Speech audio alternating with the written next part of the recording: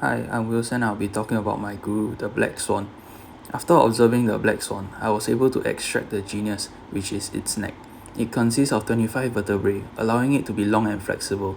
The neck is the main axis of how the whole swan operates. Extracting the different activities in which the guru is in and learning and mimicking from the different activities helped me to see the elegance in its neck. Maneuverability. Having tucked in its neck allows the guru to clean itself and also rest, compared to when it's extended out to roam or feed. Observing the guru doing its activity made me see a radius or a zone in which they perform their activities.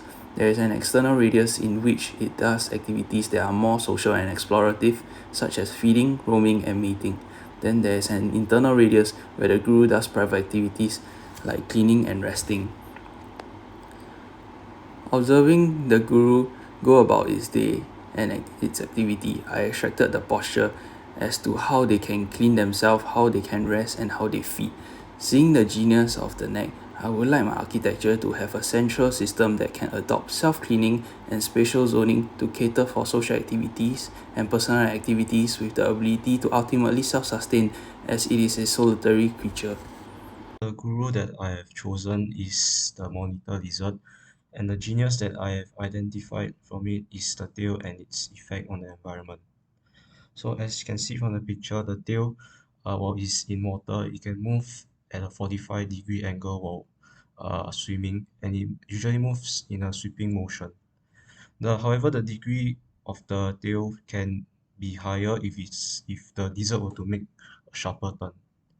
However, when the monitor lizard is on land, it still does not make the sweeping motion and is usually parallel to its body.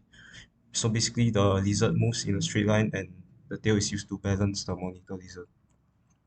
So this is the model of my monitor lizard in three different environments. One is with the grass patch, one is on the sand pits, and one is on the surface of the pool. So here are the three patterns that I've identified while running the model. So for the water surface, it forms like a wave-like pattern while I move it in a sweeping motion. And for the grass patch, while I'm pulling it, uh, it looks like the grass is making way for the tail. And for the sand, it leaves a trail with sort of a dent in it. As for the guru, I would like to mention is the Oriental magpie robin, with its genius being its tail. As firstly, it has a flexible and mobile structure, as you can see from the varying angles over here, and it varies from its posture and behavior. The example I would like to mention will be during its lift off and landing. And it varies also through its being upright to fan out. As you can see, when it's landing, the different sorts of the tail being fanned out to upright. And how the tail is able to maintain its balance and maneuverability.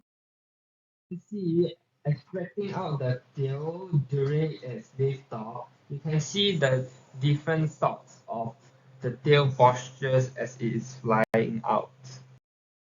It gives me an idea to create a GIF on how the Oriental magpie robin tail would react when it's lifting off, which is right here.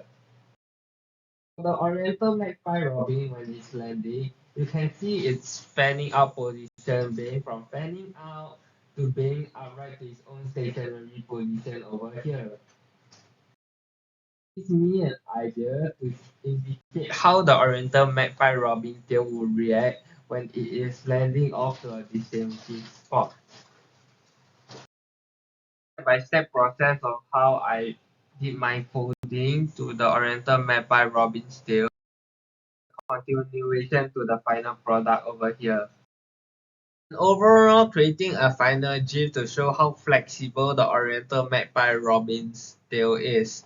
And how do I think that it can be useful for my final project is, as you can see from the shadows over here, it shows the varying different shadings from its different angle and its different way of fanning out and being upright.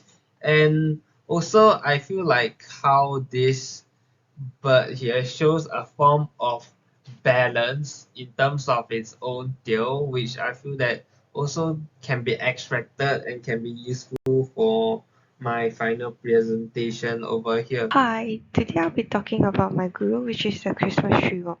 So the Christmas tree worm has tentacles to filter out microorganisms from the water. It is also able to collect oxygen from the current, and each worm has two crowns as shown in the picture. So the worm body is actually not outside of the coral. Instead, it is buried inside the coral, and the soft body is protected by the coral. So the worm and the coral have a mutual relationship. The worm have been observed to protect their coral host from crown of thorn sea star, which is an invasive species that destroy many corals. They protect the corals by moving up and down and using their tentacles to push it away. So the worm can hide themselves really fast, and any slight movement or shadow makes them hide.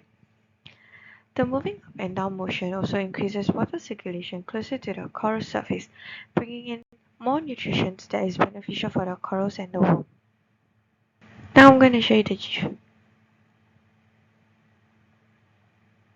Moving up and moving down. Yeah. So this is how the worm tentacles attack the sea star itself. Yeah. So it is shaped like a spiral staircase to help filter out food, and the one closer to the coral, which is at the bottom, is bigger, whereas the top part of the tentacle is smaller. So why is the bottom part bigger?